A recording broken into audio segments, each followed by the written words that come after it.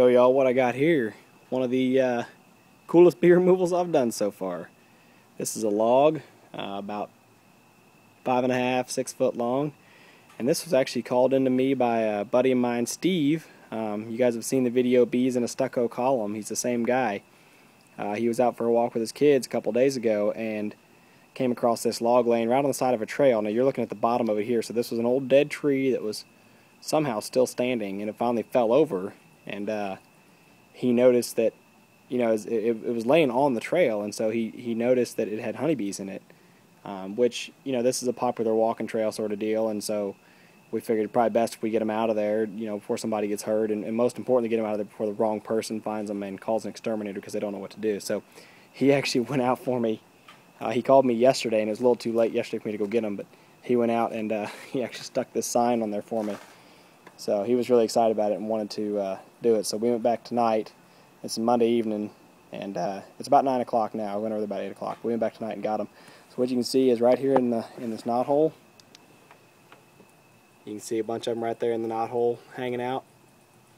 And then you can see, come down to this end, you can just barely see a couple of them right there on the end. And I can see a little bit of brood comb, it looks like there. So they're at least 4 foot worth of this log. They're in there. I don't know that I see anything through that knothole necessarily, but I know when we picked it up, there's a knothole on the bottom side, right about in there. There's a knothole on the bottom side where there's some poking out too. So it's at least 4 foot inside this log. I'm trying to get an idea how big the hive is. Not huge, but certainly big enough to be worth it, I think. They've got a kind of a funky smell, and I've smelled this before, and I think it's the smell of, it kind of just smells old, and it is a smell that I recognize from when I've done removals on older colonies that are in houses and stuff.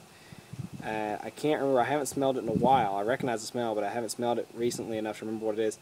I don't recall that it's for sure the smell of beetles. It's been a while since I've had a hive. It doesn't smell as putrid as beetles. It just kind of smells old. I think it smells old comb, so I think we might find inside here a relatively old hive.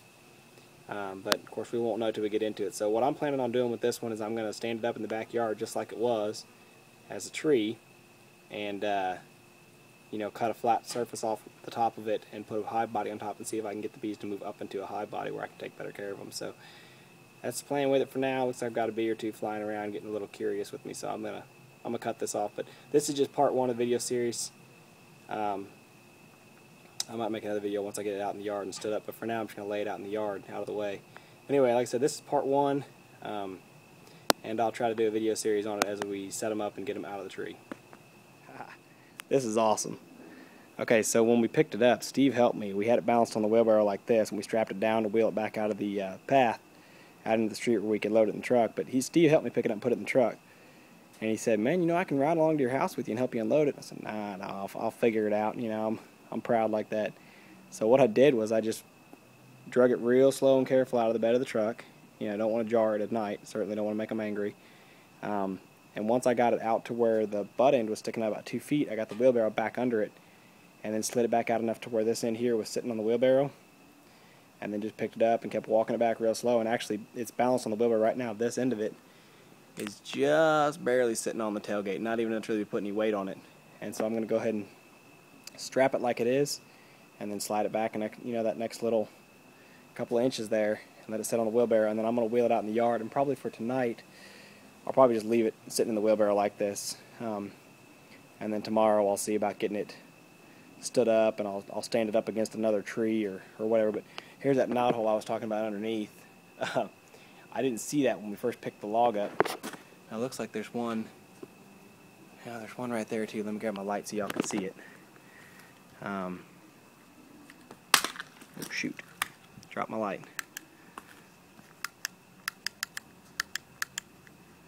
Okay, so there's one right there, and you see we're right here by the roots, so they're all the way up into here. There's a knothole there that they're in, and then here's the other knothole that was on the bottom side I was talking about. So we got on the wheelbarrow there at location, and I went to put a strap around, and I could hear bees buzzing. I couldn't see it, and I took a second look. I had my headlight turned off at that point so I wouldn't disturb them, and I was right here. My face is about a foot from them right there. So these are certainly nice bees. I mean, for being messed with at night, I took one sting on the hand as we were loading it in the truck, It was actually after it was already loaded in the truck, and I was standing over the tree strapping it down.